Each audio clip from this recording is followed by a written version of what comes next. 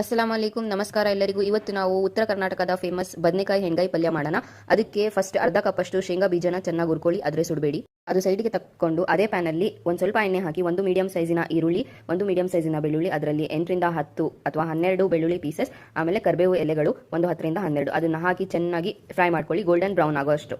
ಅದು ಕೂಡ ಸೈಡಿಗೆ ಎತ್ತಿಟ್ಕೊಳ್ಳಿ. ಅದಾದಮೇಲೆ ಎಣ್ಣೆ ಹಾಕಿಲ್ಲದೆ ಒಂದು ಅರ್ಧ ಕಪ್ಪಷ್ಟು ಕೊಬ್ಬರಿ, ಹಸಿ ಕೊಬ್ಬರಿ ಅಥವಾ ಒಣ ಕೊಬ್ಬರಿ, ಅದನ್ನು ಹುರ್ಕೊಳ್ಳಿ ಚೆನ್ನಾಗಿ. ಈಗ ಮೊದಲು ನಾವು ಜಾರಿಗೆ ಶೇಂಗಾ ಬೀಜನ ಹಾಕಿ ದರಿದರಿಯಾಗಿ ರುಬ್ಕೊಳ್ಳೋಣ.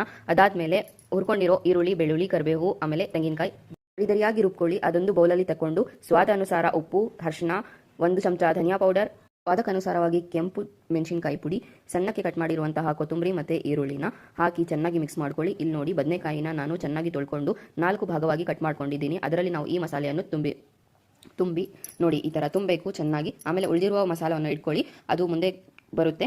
ಆಮೇಲೆ ಒಂದು ಬೌಲಲ್ಲಿ ನೀರು ಹಾಕಿ ಹುಣಸೆ ಹಣ್ಣನ್ನು ನೆನೆಸಿಟ್ಕೊಳ್ಳಿ.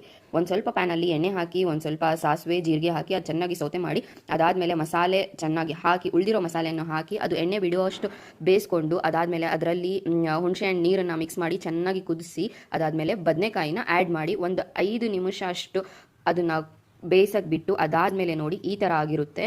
ಸ್ವಲ್ಪ ಮಿಕ್ಸ್ ಮಾಡಿ ಫ್ಲೇಮನ್ನು ಕಡಿಮೆ ಮಾಡಿ ಒಂದು 15 ನಿಮಿಷ ಕುಕ್ ಮಾಡಿದರೆ ನಮ್ಮ ಬದನೆಕಾಯಿ ಹೆಂಗಾಯಿ ಪಲ್ಯ ರೆಡಿ. Thanks for watching.